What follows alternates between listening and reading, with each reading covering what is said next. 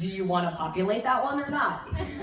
Maybe one day I'll listen. Are you going to be teaching the live country heat at Summit for the certification? Yes. Oh, I won't be teaching the entire certification. I will be at the certification. I will teach a little bit probably. We're still working all those details out, but I will be at the country heat certification. Yeah, but it's an 8-hour cert, so I don't know that I'll be there for the whole thing. Yeah. Well, because there's quite a bit they have to teach you. There's a lot of dancing. Anybody else? That was it? Thank you. You guys have all been great. No, really? Where'd you get your dress? I think it's a store called Area in LA. It's very just Fashion forward. trendy store in one of our shopping plazas. It's not a question, but my challengers wanted me to tell you that you changed their life. Aww, thank you. Tell them I said hi. Nobody else? Nope. Okay. Again, sorry. Yes, that's okay. Somebody's got to ask. Otherwise, I'm just standing up here. I can talk all day. For Hammer and Chisel, Yes. during my second round, Okay. there are other recipes that can go with it. Can Yeah. you There's this book called Fixate.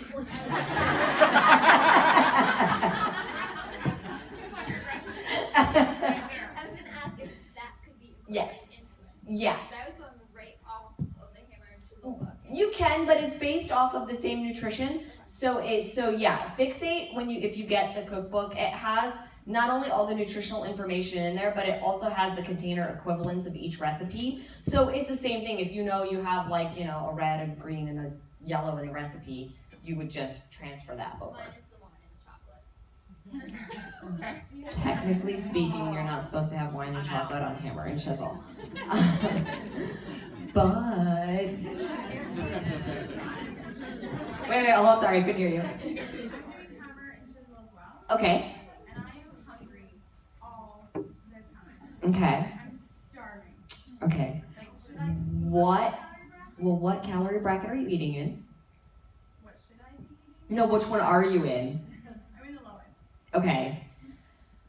Let me see if I can do this formula in my head really quick. Do you mind saying how much you weigh? 130 pounds. Okay. Is that a 1 or a 2? Maybe 1.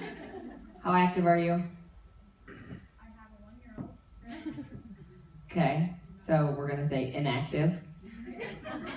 Because so really quickly, let me say this. Here's what so do you guys know that I have a group right now called the Chiseled Ones going on?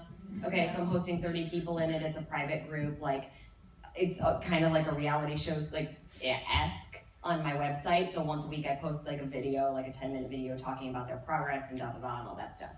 So the biggest thing I found out in week 1 before we started was that everybody is having a really hard time getting themselves in the right calorie bracket because we like to overestimate how active we are. That's a really big issue. So let me say this, when you're doing the Hammer and Chisel calculations and it's okay, 1 if you're a girl, 2 if you're a guy, and then it starts, how much do you weigh, and you add a certain number of points based on how much you weigh. Then the next category is how active are you? And based on how active you are, you either add or deduct points. So, inactive. That's basically if you have a desk job, if you sit for several hours in a day. I gotta imagine, unless you're a Beachbody coach and also a trainer, I'm gonna probably say you fall into the inactive category. I'm not saying anybody's lazy. I'm not saying that you're not up doing things, but unless you are on your feet, moving quite a bit, you're what we consider inactive.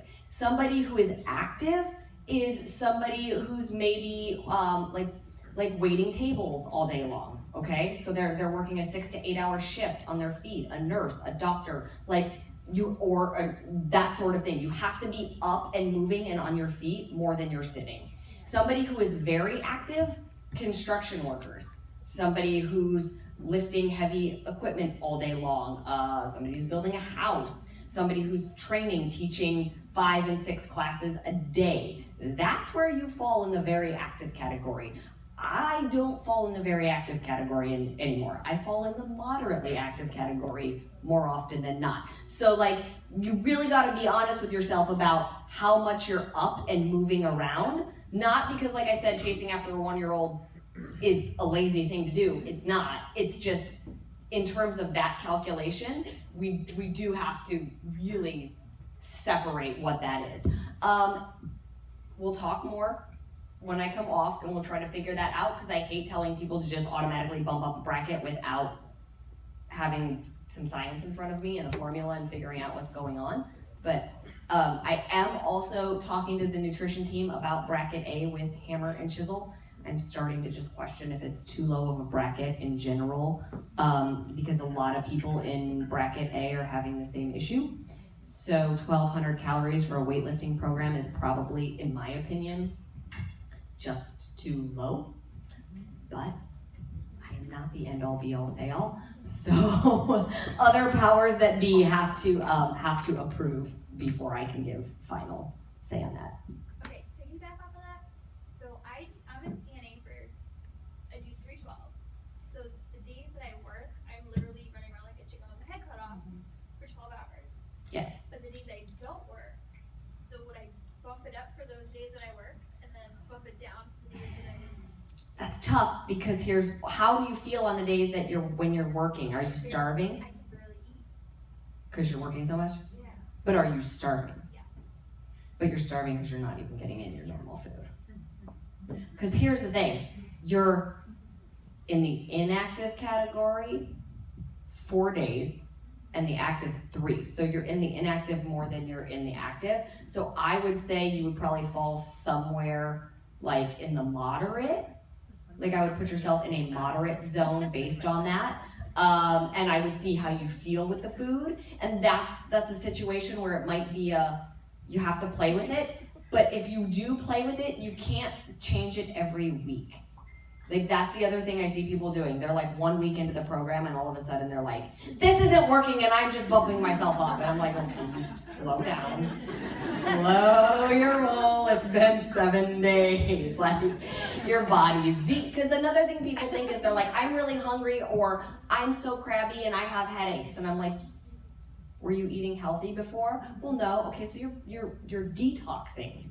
It's not that you're starving. It's not that your headache is from hunger. Your headache is from no longer eating crap. So things, again, that we have to look at and where you're at in the journey. So if you're going to test out a calorie bracket and see if it works for you, you got to give it at least 30 days before, like, now, if you all of a sudden are like, oh my God, I gained 10 pounds in 2 weeks, we got an issue. Then let's cut back. But if you're just kind of in a maintenance zone for a week or two or not seeing anything, you got to give it like 30 days. Your body needs time to adapt. So don't go changing your bracket every other day trying to figure out where you fall.